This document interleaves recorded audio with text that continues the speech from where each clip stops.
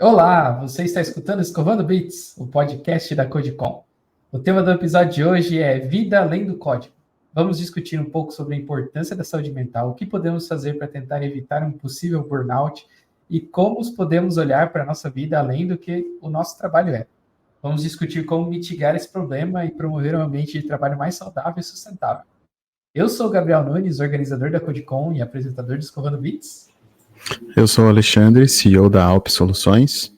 Olá, sou a Priscila Aranha, eu sou desenvolvedora de software, conhecida também como operária do código, sou cearense e estou aqui.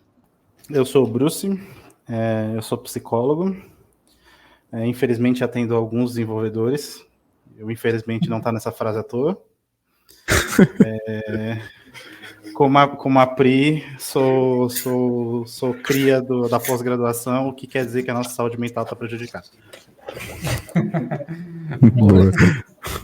Mas antes de entrar no assunto, que dá tempo de discutir por umas 5, 6 horas aqui, vamos para um jogo? Hoje o nome do jogo é Jogo dos 5. No Jogo dos 5, eu vou pedir para cada um me dizer um número de coisas relacionadas a um tema. E vamos diminuindo do 5 até 1. É meio difícil explicar, mas assim, igual eu tentei explicar isso para vocês, é relativamente fácil de jogar. O Alexandre começa e, por exemplo, eu vou dizer 5 tipos de fruta, depois 4 atores de Hollywood, entendeu? E eu vou cronometrar e quem conseguir responder mais rápido todos os números é o grande vencedor. Bom, vou pegar minhas notas concretas aqui. 5 devs famosos. Linus Torvalds. Peraí, esqueci de cronometrar. Vai. Caracas, eu já consegui pensar em mais 2, não. Linus Torvalds. Tim Berners-Lee também poderia ser um dev, fez protocolo. Caraca, não dev conheço, famoso, mas velho. tá valendo. Famoso de Twitter conta? Pois deve ser famoso, era isso que eu ia falar. Né? Pode ser também. Eu sou muito ruim nessas coisas, cara, de gente da internet. Poxa, que droga. Meu Deus do céu, como é que é o cara do software livre lá? Steve Ballmer? O John Mad Dog Hall? E falta mais um? Ok. Falta mais um? Já sei, cara. O Ramalho da comunidade Python, ele é famoso pra mim. Boa, Luciano Ramalho. 4 códigos de status em resposta HTTP. Isso é mais fácil, vai. Mas eu preciso dizer o que ele é, senão eu só coloco 200, 400, 404, 500, 503 e 501. Já foi 4, ganhei. Vai, 3 paradigmas de programação. Orientação a objeto, orientação a evento e estrutural. Ou procedural. 2 frameworks para desenvolvimento de projetos. Não de programação, de projetos mesmo. Ih, caralho, não sei nenhum. 2 frameworks de desenvolvimento de projetos. Como assim? Tem 2 famosos. Que caralho? Só sei de gestão de projetos. Então, isso. Scrum e Kanban? Mas só sei de gestão, de desenvolvimento. Então fechou. Eu não sabia que framework e metodologia era a mesma coisa aí nesse caso. Véio. Eu também, não. Enfim, eu pesquisei na Wikipedia e estava como framework. Vamos lá. E uma linguagem de modelagem.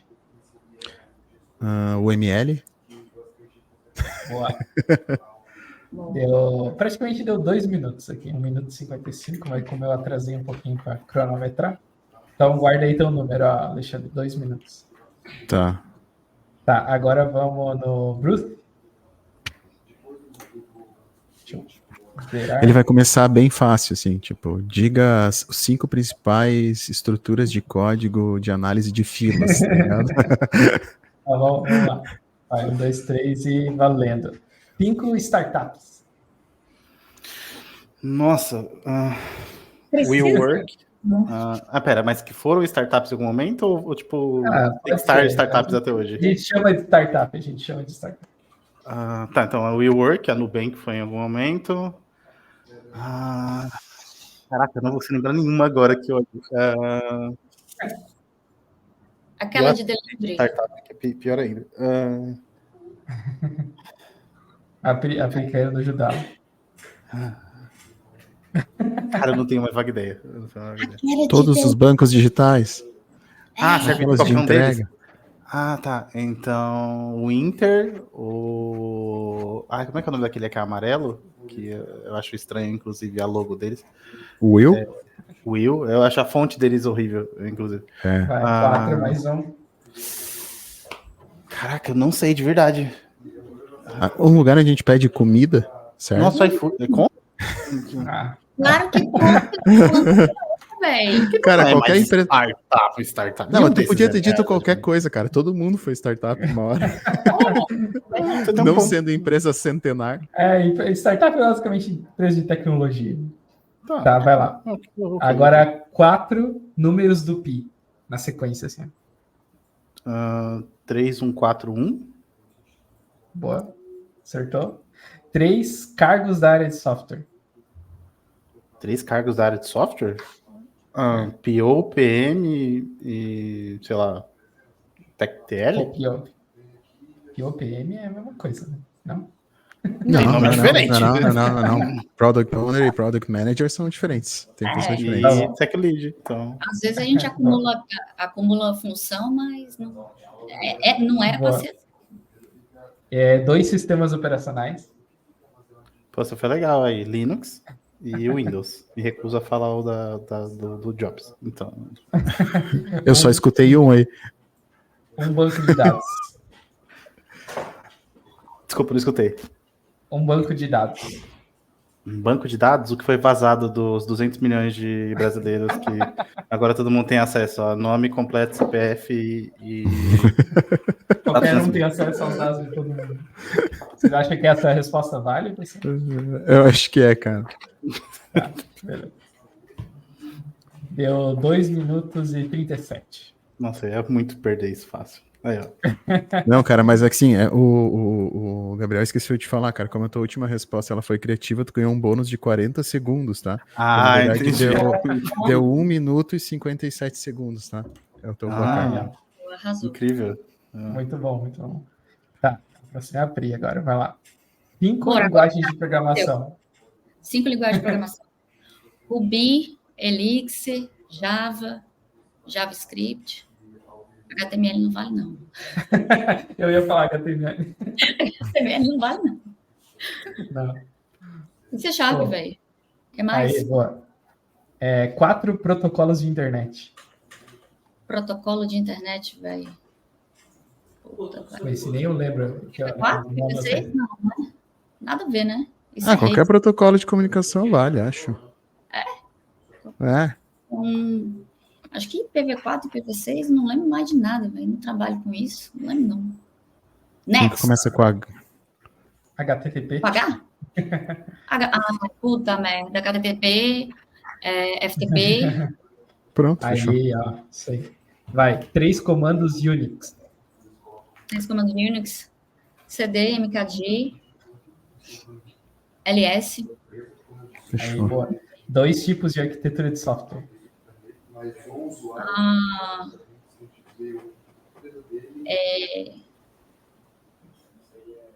Arquitetura de software, velho. Deu um branco. Tem a briga dos dois, né? A briga dos dois? Não. A grande briga do século, não, monolito e microserviços. Puta que pariu, como é que eu esqueci isso, velho? Eu vou ficar bravo mesmo, velho. É verdade, monolito e microserviços. É verdade, orientado a evento. Tem a hexagonal, tem... Hexagonal, exatamente. Eu ia falar isso. E o último é um projeto open source. Open source. Qual? Não deu para escutar. Pode ser o Ubuntu? Pode. Pode ser. Um baita. E olha só, eu esqueci de cronometrar. Aqui, velho. Não, mas aqui eu cronometrei em paralelo, tá? Deu 53 segundos, tá? Olha, eu vou falar uma coisa para vocês, viu? Incrível. Eu queria muito ter respondido a primeira pergunta para o Alexandre, que foi 5 desenvolvedores famosos, mas eu conheço, tem pessoas muito famosas na minha vida, mas pelas razões erradas, sabe? E eu, curiosamente, queria ter respondido a dos comandos Unix, porque eu tô cansado de usar o Bash para analisar dados de ressonância, então eu já decorei isso tudo. Tu tá analisando como, velho? Curiosa. A gente carrega umas matrizes lá, faz para as matrizes conversarem entre elas, aí sai um número estatístico bonito no fim e a gente fala, olha que legal. Entendeu? Ah, tá. Olha só. A gente faz uns cerebrinhos aparecerem. Então, a grande vencedora do jogo, né, foi a Pri. 53 segundos aí que eu não cronometrei e o Alexandre contou nos dedos. Agora... Como foi que eu ganhei isso depois de um branco enorme de arquitetura de software, um negócio que eu faço todo? Pô, se eu tivesse o poder das startups, eu acho que eu tinha feito uma performance melhor também. Não, o poder da edição. Nosso jogo aqui, o convidado sempre ganha, entendeu? A gente sempre dá um jeito. Mas, beleza. Bora de conversa agora?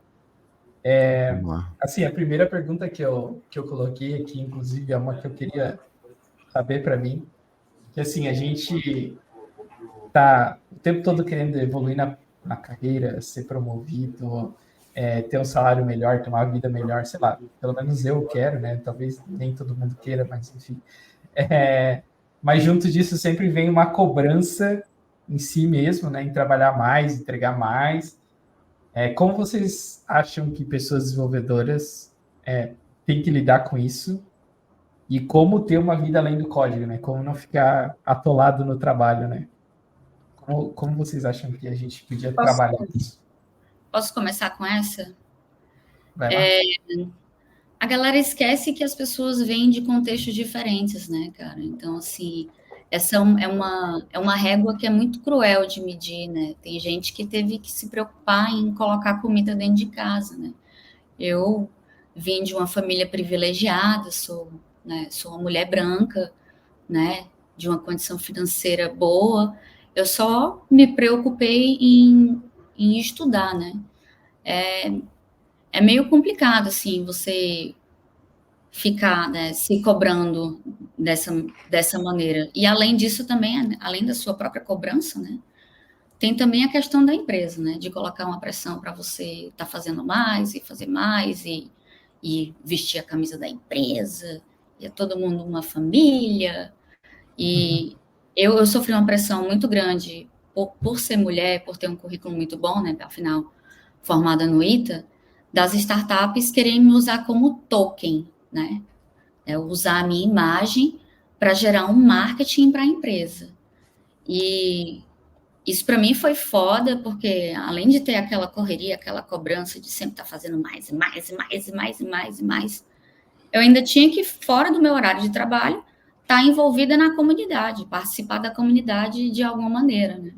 Foi assim, exatamente. Foi dessa maneira que eu comecei a me envolver com o podcast, né? Que foi os Devs Cansados, que foi o primeiro podcast que eu me envolvi.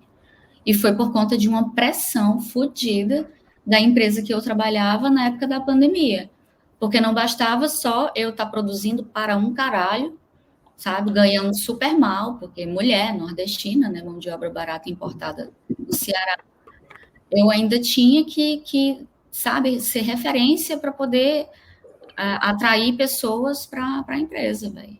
Como ter vida além do código, velho, não coda fora do horário de trabalho, vai fazer outra coisa, velho. É importante. Programar é um trabalho criativo, então você está envolvido com outras coisas, ajuda, sabe? Ajuda a oxigenar a cabeça. Eu já tive essa conversa mais vezes do que eu gostaria com os pacientes que são desenvolvedores, porque é um mal que assola eles assim de forma bem uniforme. Assim, então. Sim. Tem várias camadas dessa treta, assim, no geral. Mas acho que a primeira delas é entender que eu não quero ser essa pessoa, mas o capitalismo é um problema, certo? Assim, tipo, como modelo econômico, ele é um problema. E a gente já sabe que ele é um problema, sei lá, séculos, entendeu? E a gente já sabia que a gente ia chegar no pedaço do capitalismo que a gente está vivendo hoje, que é o tal do capitalismo tardio. Mas por que isso é importante? Bom, isso é importante porque as empresas, ou pelo menos as mais inteligentes e mais estruturadas delas, sabem disso também. E os gestores que são um pouquinho mais maquiavélicos também sabem disso. E aí, o dia a dia das empresas tem sido muito inteligente em induzir culpa nas pessoas. Principalmente sentimentos negativos no geral, mas culpa com certeza. Não é à toa que o termo família é utilizado, principalmente para nós latino-americanos, essa coisa da família. Família é um grupo que a gente pertence, que a gente faria qualquer coisa. Uhum. Então, assim, não, pela minha família eu tomaria um tiro, pela minha família eu trabalharia mais horas, pela minha família eu, sei lá, deixaria de comer e coisas do tipo. Então, esse termo não é usado a esmo, não é à toa. E é nessa brincadeira de induzir culpa, as pessoas fazem coisas que elas não fariam se elas não estivessem se sentindo culpadas. E aí isso vale para, talvez, trabalhar mais horas do que você deveria. Ou talvez trabalhar horas que você não vai ser pago por. Ou talvez deixar de comer. Ou comer em menos tempo porque eu tenho que ajudar a minha família corporativa a ganhar mais dinheiro, entendeu? E assim vai. Então o sentimento de culpa tem esse poder de induzir a gente a fazer coisas bizarras, assim. E principalmente quando é de pouquinho em pouquinho. Então, é ok você querer mais da sua vida. Todo mundo quer, sei lá, eu não sei se no nível de consumo bizarro, do tipo assim, nossa, meu sonho é ter uma Ferrari, uma casa de X milhões, blá, blá, blá. Mas assim, você quer que o seu poder de compra se estabeleça o mesmo, considerando que você perde ele ao longo do tempo, saca? Então você tem que ter um salário maior ano que vem do que esse ano, porque, bom, você quer continuar comendo as mesmas coisas. Ponto. Uhum. Só que... aí é que tá, a empresa não vai querer fazer isso porque na outra ponta ela tem que entregar dividendo maior também para alguém. E ela não consegue induzir culpa para acionista. Mas para o funcionário ela consegue. Então, parte do modelo, parte dessa bizarrice toda que a Pri foi envolvida, que eu sou envolvido e vocês provavelmente também são, em algum grau, é a ideia de que primeiro eu tenho que induzir você a querer sempre mais coisas, mesmo que elas sejam em algum grau inalcançáveis. Se você vê o gráfico, tipo assim, de progressão da renda média do indivíduo e progressão do custo de uma casa ao longo do tempo, tipo assim, tem um gap absurdo entre um e outro, que é inalcançável para, tipo, 90 e tantos % das pessoas. Mas eu ainda tenho que induzir você a querer essas coisas. Porque se você simplesmente desistir de querer, o modelo colapsa. Então eu preciso que você queira. Só que para você continuar querendo, mesmo sendo ilógico, eu tenho que fazer você fazer de alguma outra forma, continuar procurando as coisas que vão chegar até esse ponto. E o jeito mais fácil é fazendo você se sentir culpado. Funciona. É assim, incrível. É só perguntar para qualquer mãe, tipo assim, qual que é o melhor jeito que seu filho tem de fazer, de te induzir a fazer qualquer coisa. É só falar assim, poxa, mãe, eu achei que você me amava, não sei o quê. Pronto. É foda porque funciona também, mas até um determinado ponto, né? É por isso que na área da gente tem tanta rotatividade. Por isso que eu saí dessa empresa, né? Porque a pressão que colocaram em cima de mim, eu caí nesse discurso da família, né? A minha família é disfuncional, como a maior parte das famílias, em um determinado nível. Então, você chegar e falar assim, não, nós somos todos uma família, que nem o Bruce falou, pô, eu faria qualquer coisa pela minha família, disfuncional ou não, né? Só que eu também carrego os traumas da família para dentro da empresa. Fica um ambiente insalubre. Você fica nessa pressão de gerar mais e gerar mais e gerar mais e gerar mais, para no final das contas você ser um slide bonito para o CEO, entendeu? É foda, velho. É foda. Mas essa é a treta. O modelo colapsa justamente porque a culpa, a partir de um certo ponto, não dá conta mais de te induzir a fazer certas coisas, por mais ilógicas que sejam. Aí você adoece, que foi o meu caso, né? Adoeci. Ou você é ameaçado. Aí o burnout aparece, aí o assédio moral aparece, às vezes até agressão física e tal. Mas a única forma de sair disso é esperar que dê algo errado? Ou não. Como que as pessoas podem perceber que elas estão envolvidas num negócio primeiro, desse? No meu caso, eu posso dar um relato pessoal meu, né? Eu percebi que estava ficando ruim para mim quando eu comecei a ficar desconfortável, comecei minimamente a ficar ansiosa, não me sentia reconhecida no trabalho também, né? Porque eu estava sempre fazendo mais, sendo usada como objeto de marketing, quando na realidade não vinham oportunidades verdadeiras para mim de crescimento, de evolução dentro da empresa. Mas, assim, eu caiu a ficha mesmo que o negócio estava ruim quando eu perdi o sono e parei de comer, assim. Eu dormia pensando em trabalho e acordava pensando em trabalho. E aí, como eu tive a sorte de saber que uma amiga minha tinha passado por burnout, que eu nem sabia o que era, nem sabia o que era burnout. Aí eu cheguei para ela e perguntei, cara, assim, tem uns dias que eu não tô comendo mesmo, assim, só faço uma refeição no dia. E assim, eu durmo pensando em trabalho, acordo pensando em trabalho, eu sonho com coisa do trabalho. E assim, velho, rapaz, eu não tô ansiosa pra caralho. Tu acha que isso é um burnout? Ela falou, acho. Aí eu consultei com uma psiquiatra, né? Aí o negócio estava bem ruim. Ela me deu 7 dias de atestado, porque eu não estava comendo, não estava dormindo. Eu tava já assim, quase para dar um piripaque. Voltei com 7 dias. Aí marcaram uma reunião de feedback. Essa história é boa. Marcaram uma reunião de feedback dizendo que eu tinha atrasado 3 cards em 1 ano de trabalho e que, por conta disso, eu não ia receber nem 10 centavos assim de aumento. Botaram uma pressão da caralho de que uma pessoa em 1 ano de trabalho atrasa 3 atividades. 3 atividades. Não. 3 atividades. Aí, tipo, fizeram um discurso de culpa do caralho, né? Para eu continuar dando mais. E aí, vai, nessa reunião, assim, depois de eu me esforçar tanto, né? Esperar algum tipo de reconhecimento. E aí a pessoa reclamar que eu atrasei 3 atividades. Aí, depois dessa reunião, aí eu desandei a chorar. Aí desandei a chorar, eu tive uma crise bizarra dentro de casa.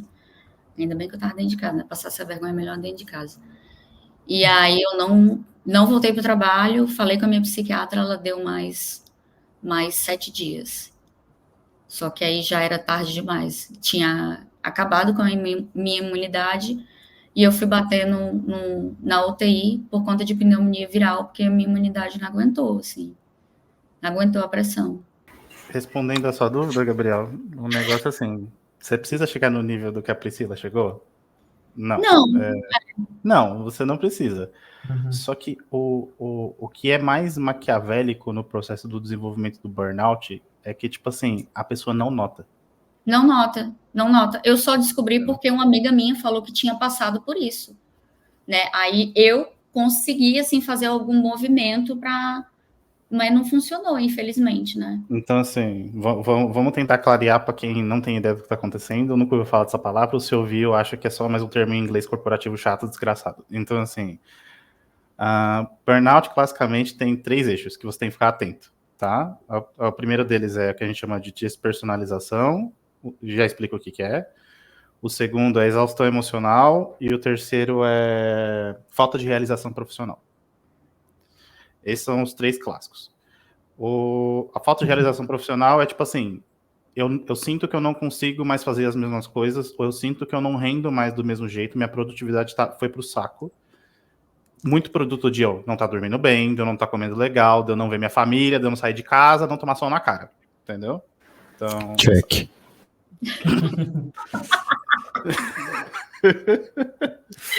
E aí, o que acontece? Como o ciclo é baseado em sensações negativas, né, tal, principalmente essa sensação da culpa, a pessoa, por achar, como ela não está fazendo a mesma coisa que ela fazia no mesmo X número de horas, ela se força a fazer Y número de horas para bater a mesma quantidade de produtividade. Muitas vezes com uma qualidade pior, mas o que importa é que ela entrega. Uhum. Entendeu? E aí que você chega nesse ponto em que você tá dormindo menos, você não tá fazendo as refeições, às vezes deixa de ir no banheiro. Conheço gente que teve pedra no rim nessa brincadeira. Sim, porque não sai da frente do computador, não bebe água, não vai no banheiro. Exato. Então, esse é só o pedaço da realização profissional. É uma percepção de que eu não tô dando mais conta, que eu não sou bom o suficiente mais. Uhum. Aí tem o pedaço da exaustão emocional, que é tipo assim, eu me sinto irritado o tempo todo, cansado o tempo todo. Eu sinto que qualquer emoção negativa, principalmente frustração no trabalho, escalona numa velocidade dentro de mim que eu não sei explicar. Mas que, na realidade, é produto dessa exaustão mesmo. Uhum. E aí pensa que um retroalimenta o outro, tá? Então, eu já tô me sentindo uma bosta o tempo todo, ao mesmo tempo que eu não tô conseguindo produzir. E aí, vai, cíclico. Mas o mais clássico, assim, que, tipo assim, geralmente é um dos que aparece primeiro, inclusive, ou que aparece por último, que é um problema. Quando aparece por último é mais comum, mas quando aparece primeiro é um péssimo sinal. Que é o que é a tal da despersonalização, que é tipo assim, eu não me identifico com os meus colegas de trabalho mais, eu não me identifico com a minha liderança, eu não sinto que eles são pessoas, eu não consigo ver eles como pessoas, e a minha única atitude, como eu tô não percebendo eles como gente, é ser cínico, sarcástico e irônico o tempo todo. Uhum. Que é produto dessa exaustão. Porque pra gente navegar as relações sociais de forma legal, a gente tem que estar ok da cabeça. Se a gente está exausto, a gente trabalha no modo default, economia de energia, foda-se as emoções dos outros. Uhum. Então, assim, aparecer esses 3 negócios é batata. Fique esperto. Sim. E, assim, perguntando, um colega meu pediu para eu perguntar. Não, brincadeira. Não, mas, assim, a gente sabe que todo dev, além do trabalho, muitas vezes ele curte codar. Para ele é trabalho, mas é uma diversão também. E, como que a gente faz para evitar que o cara saia do trabalho às 8 da manhã, das 8 às 7 da noite, 8 da noite, vá para casa e continue codando, e o quanto isso pode ser um problema, ou é bom ter algum limite, ou como que a gente consegue diferenciar isso de uma diversão ou de um vício? Velho, pois é, eu ia falar isso, é porque também existe muito essa cultura dentro da galera, da própria galera de computação, porque tem muita briga de ego, velho. Tem muita briga de ego. Então, assim, eu não consegui ser envolvida por isso, né? Mas eu também não sou muito parâmetro. Primeiro que eu sou mulher, segundo que eu sou autista, né? Então, assim, para mim, eu gostava de programar, sim, mas para mim não era, sabe, fora do trabalho, eu não estava ali programando, sabe? Para mim não fazia sentido. Não fazia sentido isso. A minha percepção da galera que tinha esse discurso assim, não, fora do trabalho aqui, faço jogo, faço joguinho, estou no open source, não sei o quê, blá, blá, blá. Então, assim, mas a minha percepção é que era uma questão de ego da pessoa. Não parecia uma diversão de verdade. Era só para alimentar, assim, o ego dela. Então, eu não codava fora, assim, a não ser que fosse trabalho de faculdade, porque houve uma época, né, que aí não tinha opção também. Mas quando eu não estava na obrigação ali do trabalho, ou estava fazendo alguma coisa de faculdade, eu ia descansar, tipo, eu precisava descansar. Eu não consigo acreditar que a galera que trabalha com isso veja. Eu me divirto com o trabalho, entenda. Eu me divirto com o trabalho. Mas não é a minha única diversão. Eu não acredito que seja a única diversão da pessoa dessa. Então, é que a gente tem um problema aí, que é assim, moderno mesmo, da nossa sociedade como ela funciona hoje. Que é tipo assim, antigamente seu trabalho como sapateiro não era estar na frente de uma tela. Então, no mundo hipotético onde você é sapateiro, você chegou em casa, abriu Netflix, é a primeira vez que vai ter um treco brilhante na sua cara, no dia. Só que não é o que acontece com o dev. Então, a gente... não, tudo bem, mas eu tô codando porque é um negócio que me diverte. Tudo bem, mas assim... eu não gosto de apelar para esse argumento, mas eu não sei se o seu cérebro sabe a diferença. Exatamente. Pronto. Entendeu? Exatamente. É isso que eu não acredito, exatamente. Então, assim, tudo bem, eu entendo que são contextos diferentes, e que, tipo, num deles você tem pressão de entrega, no outro você não tem. Num tem uma pessoa falando, olha, você atrasou o card, nesse aqui tá só você com você mesmo e tal. Mas o maior problema é que, assim, na prática, o ambiente é idêntico. Principalmente se você trabalha em home office. Então, assim, é a mesma mesa, é o mesmo computador, é o mesmo teclado, não muda nada. Então, assim, não tem uma delimitação clara de onde começa o meu trabalho e de onde começa o meu lazer. Até porque a gente sabe muito bem, da mesma forma que eu tô aqui numa aba gravando com vocês, eu tenho outras 4 abas abertas, eu poderia estar transitando entre elas vendo outras coisas. Então, essa barreira, esses tons de cinza ficam ainda mais bizarros. E o problema maior é que, tipo assim, como sua cabeça Maldito não vai quem conseguir... criou as abas.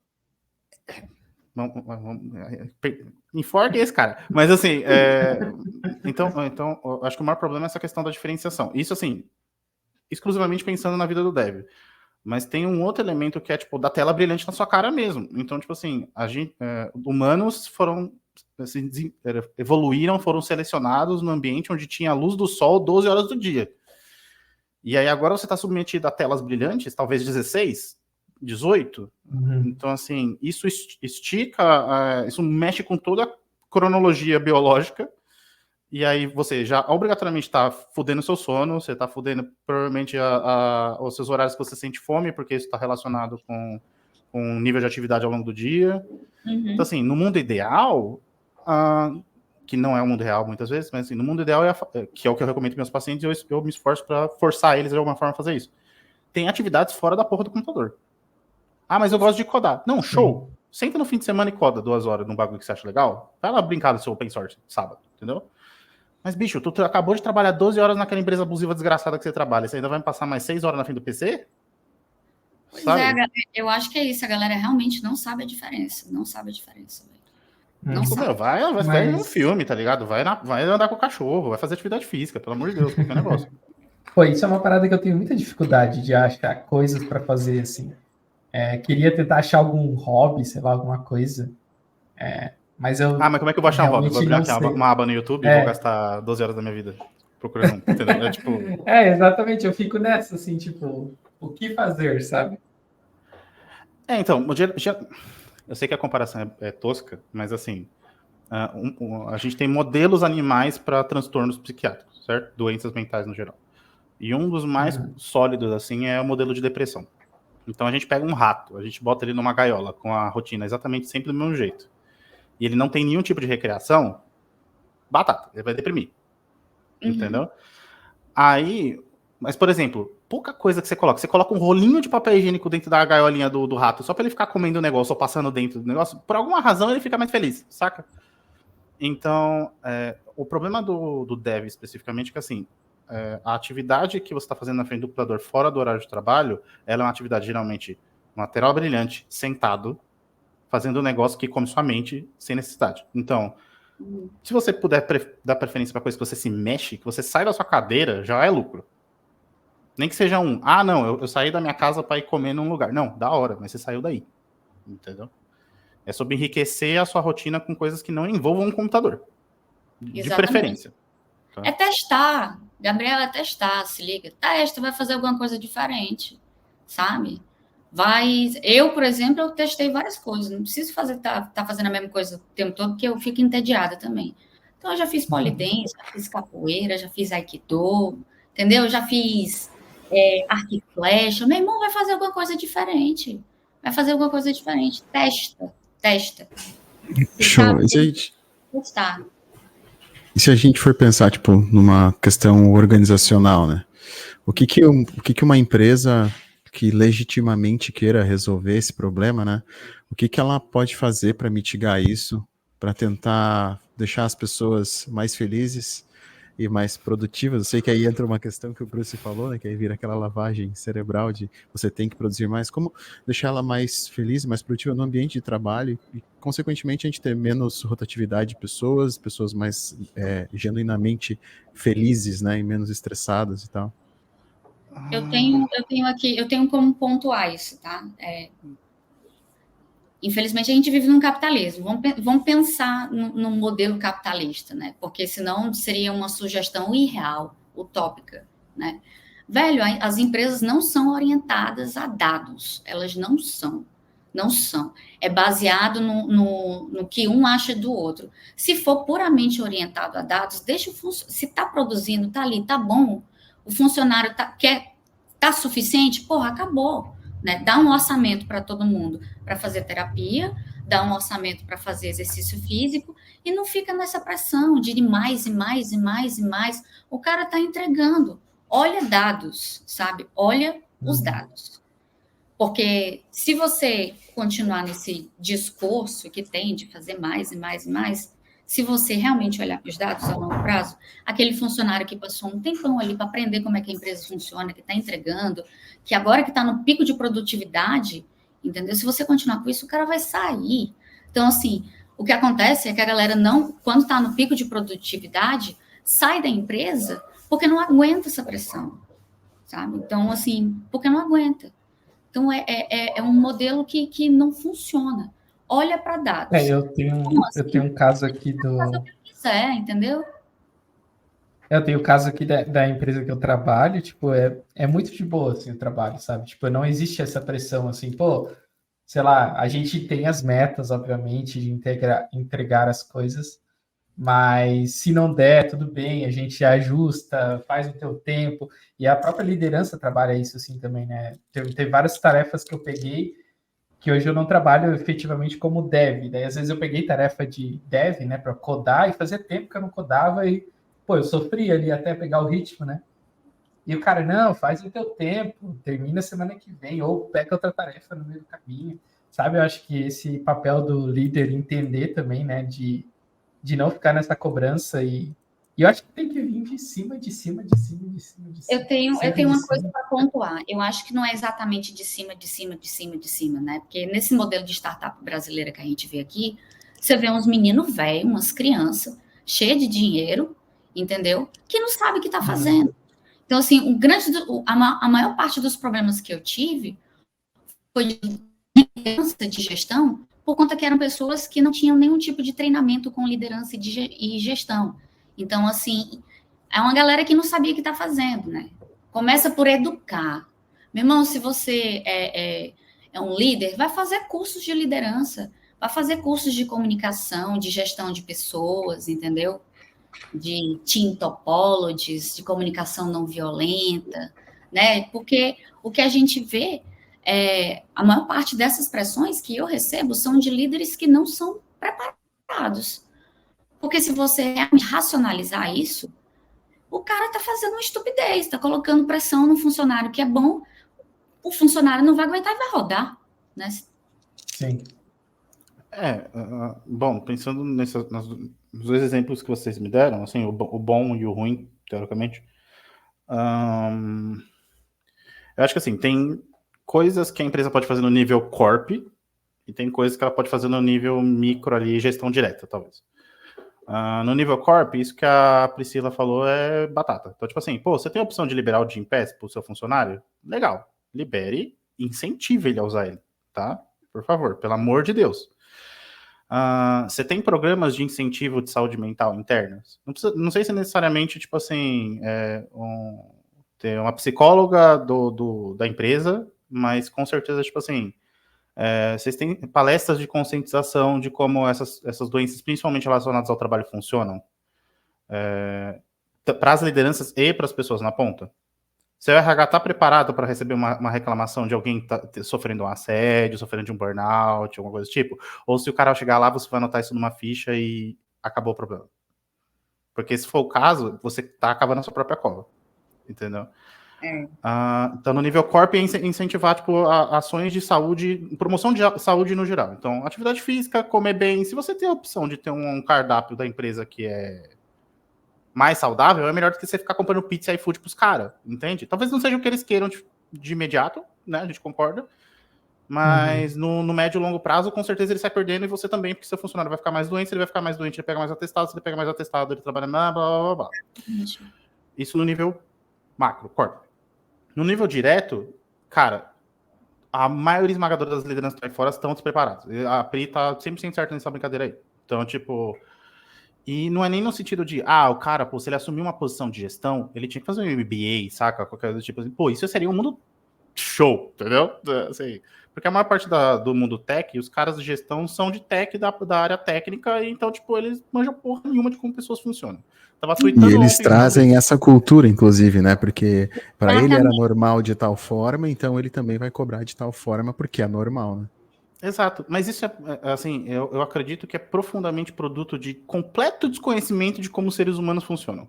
Assim, não no sentido de seres humanos, tipo assim,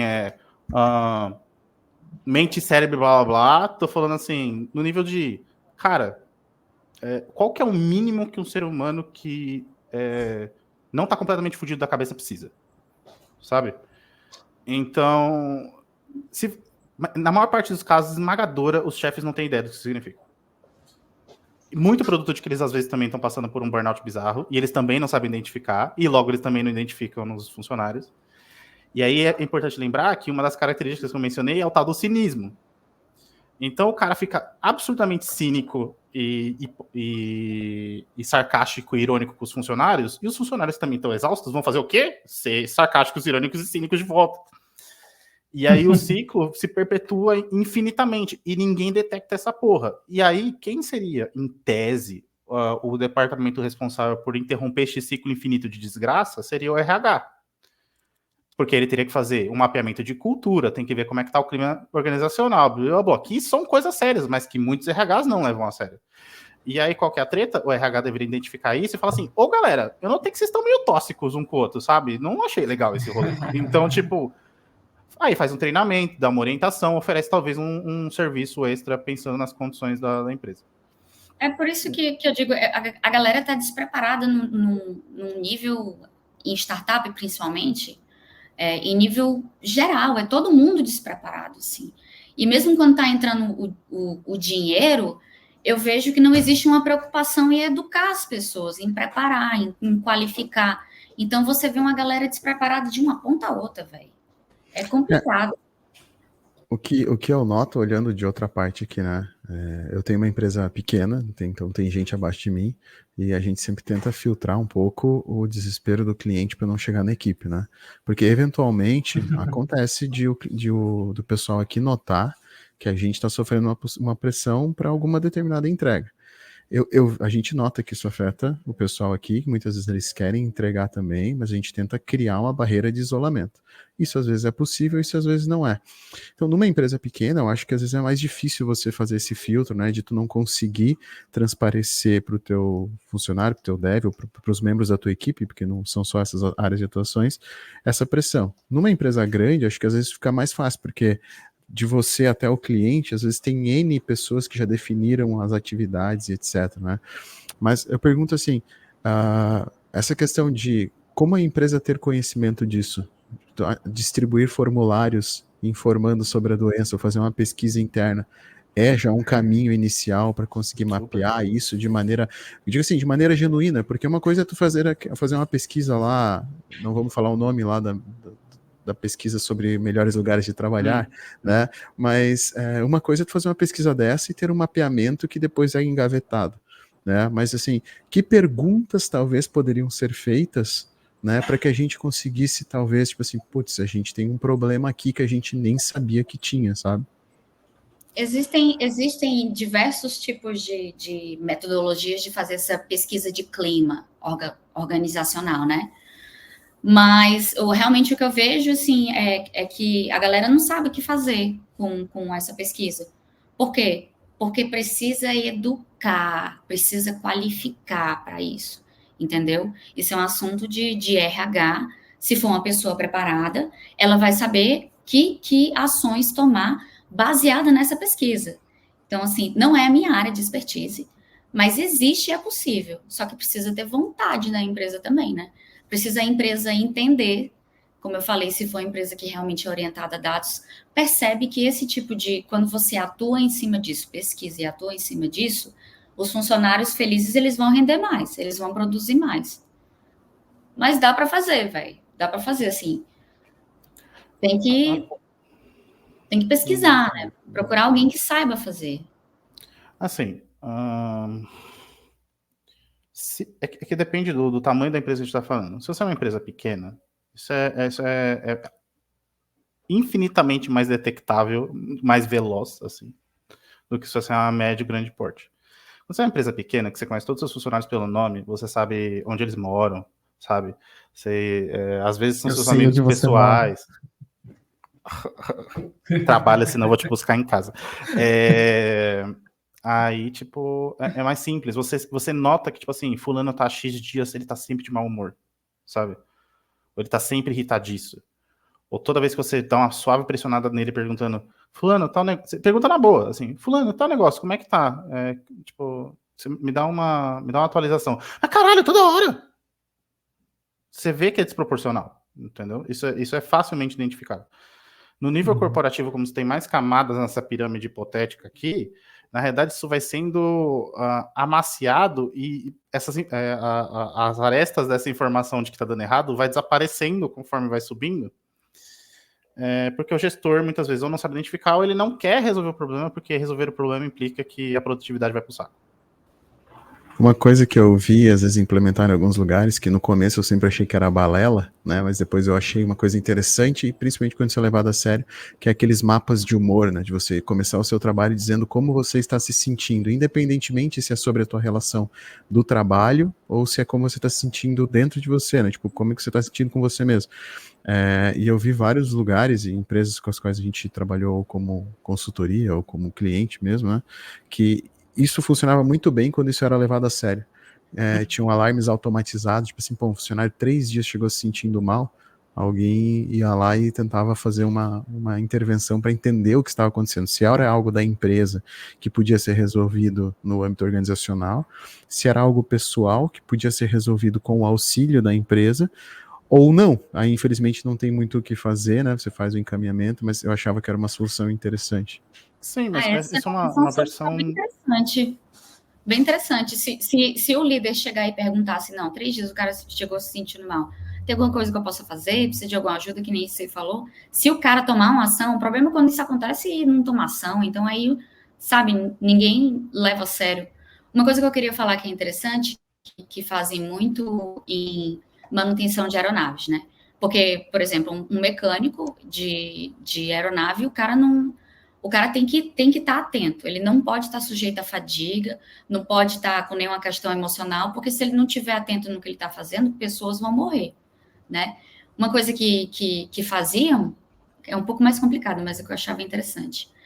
Toda vida antes de começar o turno, né, de passar um plantão para um para outro, todo mundo olhava um para a cara do outro e reparava assim na fisionomia, né, para entender, né, como é que estava. Qualquer mínimo discrepância era tirado da parte prática e ia para o administrativo, né? Porque o cara podia estar fadigado, podia estar com alguma questão assim, se ele tivesse fadigado, ia deixar passar alguma questão de manutenção. Isso tem nada a ver, isso é impossível fazer numa empresa de engenharia de software, mas é porque eu achei interessante. Todo mundo sempre cansado. Mas um formulário que nem você falou era o suficiente, não precisa você ficar olhando para a pessoa assim. Não, se o cara a gente tem escalas sensíveis, sabe? Tipo, curtas. Tem, mas eu acho muito, muito complicado fazer isso. Um formuláriozinho assim que, tipo, o cara mandou 3 dias aqui um negócio que não tá legal, assim, aí já notifica o líder. Aí o líder já sabe como agir a partir dali. Se o cara tá assim, isso. Você não tá tipo assim, é isso que eu tô falando. Tem isso que o Alexandre deu exemplo e isso que você tá mencionando, são observações rápidas de humor da pessoa. A gente espera que o humor das pessoas oscile no tempo. O que a gente não quer é que ele fique nos extremos, nem demais para cima, nem demais para baixo. Muito tempo. Isso não é o que a gente espera de um indivíduo saudável. Tá? Que não esteja passando por algo, claro, né? Mas mapear não é difícil. Escala tem a rodo. Para ansiedade, depressão, burnout, tudo você pode imaginar. E aí entra um pouco no que você falou mais cedo, Priscila. Tipo assim, se os caras fossem guiados por dado, a coisa ia ser muito mais fácil. Então, assim, um RH bem estruturado de empresas que levam a sério a saúde mental, eles sabem disso. Eles fazem avaliação periódica de humor, eles fazem avaliação periódica de produtividade, de percepção do trabalho. Eu tava atendendo um paciente mais cedo, ele estava comentando que ele foi fazer um processo avaliativo, e aí, tipo, ele tinha que avaliar o chefe dele, o chefe tinha que avaliar ele, e ele tinha que indicar X colegas no mesmo nível para indicar como eles percebiam o trabalho dele. Isso é interessante. Ali você tem informação a rodo para determinar se o cara tá indo bem, se ele tá indo mal, e, tipo assim, na dúvida de se é alguém sendo implicante, você tem múltiplos observadores para determinar se é uma coisa realmente percebida por todos. Mas, assim, isso consome tempo, isso consome dinheiro. Exatamente. São duas coisas que gestões, no geral, não querem fazer, ou que um RH que não tá preparado não vai fazer também. E como que eles não enxergam que isso dá resultado, né? Porque eu observo aqui como a gente tenta, às vezes, manter um ambiente seguro e como isso traz resultado geral, né? Como que isso, de repente, se perde, essa sensibilidade, né? Eu acho isso muito curioso. Nunca teve acesso a isso. A galera nunca teve acesso a um ambiente diferente para comparar, né? E também, sei lá, não tem acesso à informação, né? Porque se você... Na literatura tem isso, velho. Na literatura tem isso.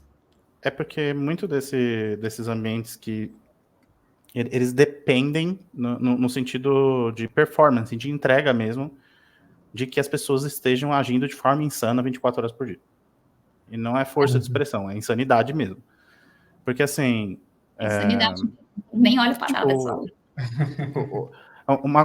Tipo, se eu entendo que no mundo ideal, meu funcionário deveria ter 8 horas de trabalho razoáveis, sem muita pressão por dia, mas as entregas são bizarras e eu claramente estou com menos gente do que eu deveria e a minha gestão também não deve ser muito eficiente porque eu também não tenho treinamento para isso. Eu preciso que as pessoas estejam dispostas a fazer 12 horas todos os dias para que a entrega saia. Exatamente. Se alguém levanta a dúvida isso aqui faz sentido, fudeu, entendeu? Tipo, você acabou de... é como se você tivesse um espião duplo dentro da tua equipe. E aí, geralmente, quando ele é identificado, como qualquer espião duplo, ele morre, entendeu? Então, tipo assim... é complicado, porque o ritmo de entrega depende que as pessoas estejam imersas nisso, porque senão, assim, é muito diferente eu pedir para você fazer. Pô, Gabriel, Alexandre, Pri, seguinte... A gente tem uma entrega que é muito importante essa semana, tá? Então, assim, geralmente a gente pede para você cumprir o horário, não tem discussão, eu acho que isso aí é imprescindível, mas essa semana especificamente eu preciso que você dê um gás. Mas, assim, fez a entrega, tudo volta ao normal, 5 horas da tarde você tá na tua casa, seu horário de refeição é santo, não tem discussão. E, claro, como você foi muito ponta firme de segurar a barra aquela semana, PLR tá aqui mandando um abraço, ó. Show. Isso é um mundo onde o excesso de trabalho é uma exceção, entendeu? Sim. Que é o mundo ideal. Só que, como eu estou trabalhando onde a exceção deveria ser regra, eu tenho que esse cara... É necessário que esse cara faça isso todos os dias, durante anos, às vezes. Uhum. Às vezes, ele tem que catar e abrir o e-mail dele nas férias. Então, sim, se ele não está imerso numa lógica de pura insanidade, ele não continua fazendo isso. Uhum. Só que é tão insano que geralmente chega no ponto onde ele tem um colapso. Aí ele pode parar na UTI, que nem foi o caso da Pri. Tem o cara que vai pensar que ele acorda todo dia e chora antes de ir pro trabalho. E tem o cara que vai pensar em acabar com a própria vida porque a ideia de morrer é melhor do que voltar pro trabalho. Sim. Entendeu? Sim. Mas assim, tem mil jeitos de interromper isso. E geralmente, só que aí que tá... É uma treta, engenheiros vão entender essa treta, mas, tipo assim, será que seu instrumental de fato é sensível para detectar o que você está querendo detectar? Exatamente. A galera não mede, velho. Aí vive nessa insanidade porque não para medir. Não para fazer isso, né? Medir de fato. Uhum. Tá, gente, nosso tempo tá acabando e... Para encerrar, que a gente até já passou um pouquinho, né? Mas, assim, para encerrar, eu queria ouvir de vocês se vocês têm uma dica prática para quem escutou até agora, se identificou e quer, de algum jeito, mudar o estilo de vida, manter o equilíbrio mais saudável no trabalho e também na vida além do código. Vocês têm alguma dica, assim? A primeira dica que vocês dariam, assim, para não se estender muito também. Eu vou ser bem breve. Eu acho que é muito importante a gente se comunicar, entende? Se tá ruim o ritmo de trabalho, assim, mesmo que você esteja numa empresa que um modelo é insano, eu acho que você comunicar, sabe? Comunicar, assim, não tô bem, não tô legal, falar com colegas, com o chefe, para ver se você consegue dar alguma solução para isso. Eu acho que é um bom começo. E fora isso também, limite, diz não, sabe? Diz não. Uhum. Ah, você pode fazer deploy de madrugada? Não, eu vou dormir. Ah, por que você não respondeu uma mensagem 9 horas da noite? Porque estava fora do meu expediente, sabe? Eu só aprendi a dizer não e a comunicar depois do burnout. Porque eu estava imersa naquela insanidade, então era inaceitável dizer não. Inaceitável eu não querer fazer um deploy. Eu não vou abandonar a minha família neste momento tão complicado. Exatamente. Então, mas isso eu só virei essa chave depois que eu adoeci, né? E para quem está tendo acesso a essa informação e está escutando esse episódio aqui agora, galera, vira essa chave, não precisa passar pelo burnout, não. Me escute, Tá incomodando, fala na boa, sabe? Não responda mensagem se você não tá de plantão, entenda? Não é esse esforço que você vai fazer, não vai, a galera não vai te promover. Eu tô te dizendo porque não aconteceu comigo, eu sou formada pelo ITA, entendeu? E isso não aconteceu comigo, não acontece. Não acontece. Não adianta você fazer esse esforço danado que não é assim que funciona. Sim. Bom, eu tenho um caso curto e dicas. O caso é assim. Não, aliás, vou mudar a ordem. Vou dar as dicas primeiro, depois conto o caso. As dicas são: não trabalhe nenhum fucking minuto além do seu horário de trabalho. Ah, mas a entrega. Ah, mas meu chefe. Ah, mas... Foda-se. Desculpa. Não deu, eu sei que é brusco. Joga no rabo do gestor, entendeu? Porque isso é problema dele mesmo, porque ele gerenciou mal as tarefas, entendeu? Joga para lá. Não vai se matar. Assim ele vai aprender a ser um melhor líder, pode ter certeza. Não, e assim, falando não, e não trabalhando depois do horário, você está dando uma oportunidade, inclusive, da empresa de dimensionar. Se a empresa for de boa fé, vamos começar pelo básico.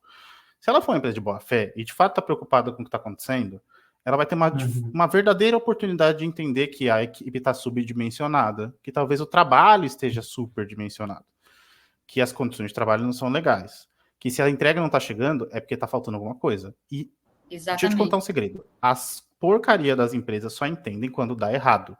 E enquanto você estiver se sacrificando para que não dê errado, você só se ferra sozinho e a empresa continua achando que está tudo bem. Exatamente. Então, assim, coisas que você não deve fazer nem a pau. Trabalhar fora do horário, isso não é opcional. Ah, mas não quero saber. Desculpa. Você tem que escolher. Você quer parar na UTI, você quer pensar em se matar, ou você quer, né, ter uma vida saudável. Então, tipo assim, você não vai trabalhar depois do horário. Até porque sua terapia, quando você fica completamente fugido da cabeça, custa bem caro, tá? Então, tipo assim, bem caro. Eu tô falando como quem cobra caro. Então, assim, porque o profissional que sabe resolver esse tipo de problema, ele custa mais caro, entendeu? Então, tipo assim, uma coisa é quando você tá com tipo, só cansado, exausto, e eu sinto que meu trabalho não tá legal. Outra coisa é, tipo assim, todo dia eu acordo e eu choro, entendeu? Esse level já envolveu múltiplos profissionais, isso já é uma outra treta muito maior, custa muito mais caro e você leva meses, às vezes anos, para se recuperar disso. Então, assim, confia, é mais fácil você só sair no horário. Só sair no horário. Ah, mas eu vou me sentir culpado. Faz assim, ó. Pega e vai. No impulso mesmo, assim. Tipo, sabe quando você faz um negócio e você fala, se não for desse jeito, se eu não mandar essa mensagem só aí, pronto, eu não vou? É isso. Pega, levanta e vai. Sem pensar muito. Eu queria só contar uma coisa final. Perdão, termina, Bruce, depois eu falo. Não, então. Esse é o segundo respeitar o horário de refeição não é opcional. Ah, mas se eu voltar meia hora antes, com certeza eu vou conseguir entregar o tal negócio. Não, você vai. E aí você também vai ter uma ingestão e progressivamente você vai fazer isso durante os meses e você vai ter uma gastrite fodida, aí você vai ter uma úlcera, aí você vai ter refluxo e aí você vai gastar milhares de reais com outras especialidades médicas e vai sentir dor o tempo todo. Então, não vale a pena. E o terceiro e mais importante, que é o que a Pri já mencionou, é tipo, cara, se não tá no escopo do teu trabalho, sinto muito, entendeu? Tchau pra você. Um abraço. Você não é obrigado a atender todas as demandas de todo mundo. Você não tem que estar disponível para todo mundo o tempo todo. Sim. É uma coisa que eu queria falar, né? Às vezes a gente tem a falsa percepção que fazer esse a mais, né? Parece que você tá desacelerando, que você não vai fazer bem para sua carreira, mas assim, gente, o burnout não compensa. Eu demorei 3 anos para me recuperar completamente do burnout. E as consequências disso foi que eu fiquei desgostosa com o trabalho por muito tempo, porque o trabalho virou para mim traumático. Eu saí da empresa, mas ainda era traumático. Eu sou uma pessoa que eu adorava trabalhar. Caí nesse discurso e eu atrasei a minha carreira pelo menos 3 anos. Por quê? Porque eu não conseguia dar mais. Então, assim, o processo de cura, ele é demorado demais. Doloroso demais. Não vale. Só não vale. Não compensa. Então, essas foram as dicas. O caos é que, assim, depois que eu dou as dicas... Isso, assim, são as 3 dicas mais importantes. Tem mais uma lista infinita de coisas quando a gente vai pensar em técnicas e protocolo para atender burnout e exaustão do trabalho, blá, blá, blá. Mas o resumo da obra é: quando eu falei todas essas coisas, meu paciente entendeu isso aqui e ele já está aplicando e o chefe dele ignora, eu só pego e eu falo assim, você vai fazer de qualquer jeito E aí, quando seu chefe reclamar, você vai falar assim, ó, não, mas isso aqui foi recomendação do meu psicólogo. Aí eu falo assim, e esse momento é um divisor de águas que você vai descobrir ou uma coisa ou outra coisa. A primeira coisa ou você vai descobrir que seu chefe é um cara muito simpático, sabe, uma empatia legal, entende que problemas acontecem, vai chegar e falar assim, nossa, cara, não entendia que tava nesse nível das coisas, foi mal, tal, não sei o quê, é isso aí, vida que segue, se precisar de alguma coisa, estamos aí. Ou você vai descobrir que seu chefe é o ser humano mais horrível do universo, e ele vai soltar alguma coisa... Não tem meio termo, né? Não tem meio termo, não tem, nesse caso não tem. E aí, tipo, ele vai falar assim, ó, tá, mas o que isso tem a ver? Tá, mas por que eu deveria me importar com isso? Ah, então quer dizer que seu psicólogo manda em você? Não. E aí a minha instrução para os pacientes que caem no segundo caso é falar assim, meu psicólogo falou que você ia dizer isso. E ele, inclusive, me deu o telefone dele e disse que se você quisesse tirar satisfação com ele, o telefone dele estava aqui. Chamou pro fight. Cara, eu te digo quantas ligações eu recebi até hoje de chefes abusivos. 0. É foda. É que a galera percebe o quanto que é absurdo, né? Quando você fala nesses termos, a pessoa percebe o quanto que é absurdo. Eu tenho uma dica agora que eu vou implementar, tá? Eu vou colocar esse podcast no roteiro de contratação aqui da empresa, para eles entenderem como é que tem que ser. Boa. Bom, gente. É isso então, obrigado. Eu vou ter que desligar agora, porque eu vou marcar minha próxima sessão de terapia aqui. Boa. Mas eu agradeço aqui a presença de vocês e o papo foi bom demais. O Escovando Bits é um podcast que também conta histórias sobre a área de programação. Para que ele seja ainda mais legal, a gente precisa das suas histórias. Estamos buscando histórias sobre bugs em produção e entrevistas de emprego. Se você tem uma história legal e quer contar para a nossa audiência, escreva ela em um documento com pelo menos 2 páginas e manda no podcast@codecom.dev ou acesse o nosso site em codecom.dev/podcast. Siga a Codecom nas redes sociais e assine nosso podcast no seu agregador preferido. Este podcast teve a apresentação de Gabriel Nunes e Alexandre Klosterman, o roteiro escrito pela Priscila Bach, a edição e sonorização é da BZT Áudio e o design da Priscila Batiste. Valeu e até mais.